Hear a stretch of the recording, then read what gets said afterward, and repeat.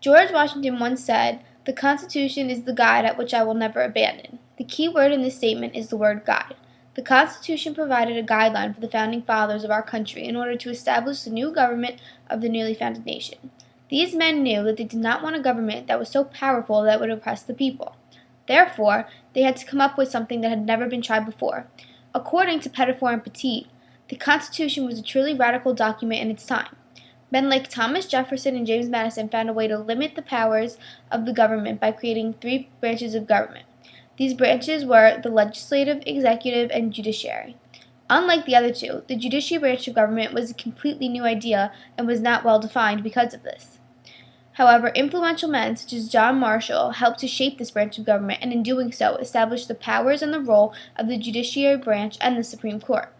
John Marshall was the Chief Justice of the Supreme Court for 34 years, from 1801 until 1835.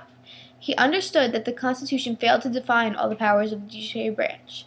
Since John Marshall was essentially the head of this branch of government at a time when states and the centralized government were each trying to assume more power, his beliefs, opinions, and rulings impacted the court and the nation.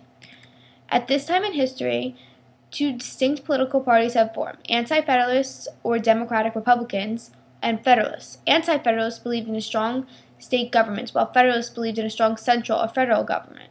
Marshall was a Federalist. Therefore, his decisions were based in part on his Federalist beliefs.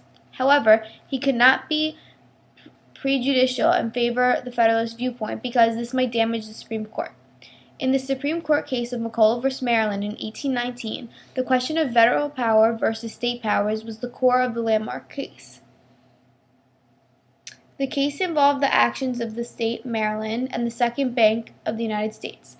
According to Petitfort and Petit, the Bank of the United States was the largest corporation in the United States and one of the largest banks in the world, a bank for banks and for the government. According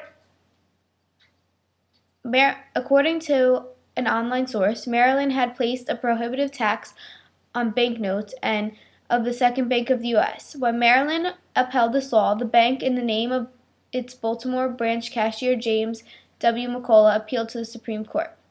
The Supreme Court was unanimous in its decision and ruled against the state of Maryland. According to Marshall, in majority opinion on McCulloch v. Maryland, the first question made in the case is, has Congress power to incorporate a bank? Marshall addressed this by pointing out that the power to incorporate a bank had already been decided by the first Congress, and it became a law. He goes on to point out that the original act was permitted to expire, but a short experience of the embarrassments to which refusal to revive it exposed the government convinced those who were most prejudiced against this measure of its necessity and induced the passage of the present law. Therefore, he pointed out that since the bank was a lawful instrument of specific federal authority, the law creating the bank was constitutional. So, by not having this bank, the government was exposed to embarrassment and did not run as well as it should.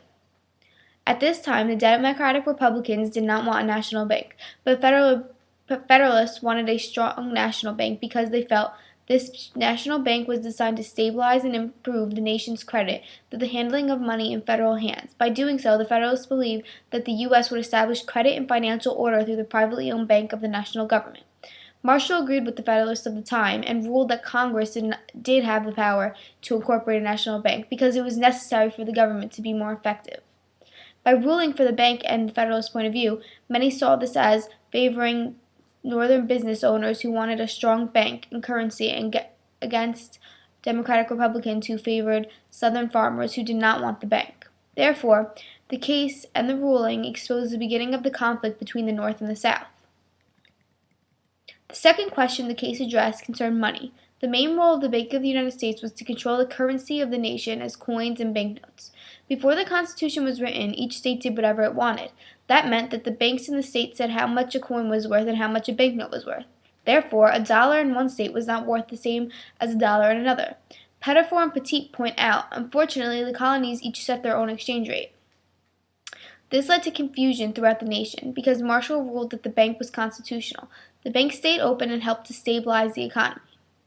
Since the federal government deposited its gold and silver there, the notes that the bank issued were more uniform and stable in value than the notes of the other banks.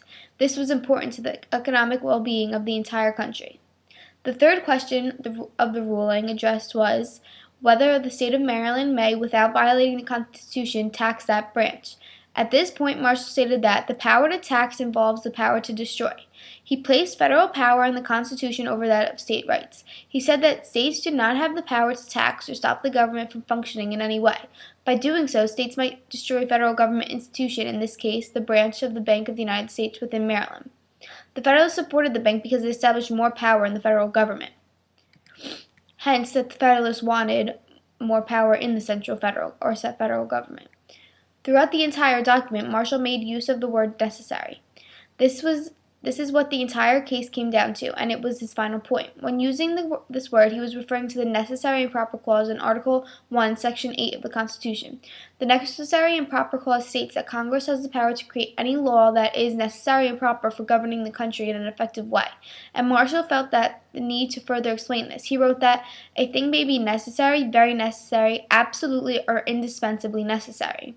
He felt that this clause meant that if it would make the country function more efficiently, then the powers of Congress could be enlarged, and therefore the creation of the bank was within the powers of Congress.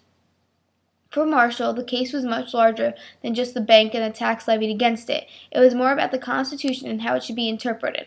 By ruling against the state of Maryland, the court asserted the supremacy of the federal Constitution over the states.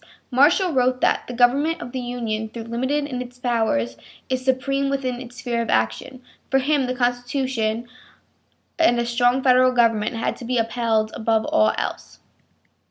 McCulloch v. Maryland was a pivotal case in shaping the role of the judicial branch of government. John Marshall's decision, and this and 500 other cases, still affect over 100 years later in the way this branch of government functions. It is because of Marshall that the judicial branch is considered the authority in interpreting the Constitution of the United States.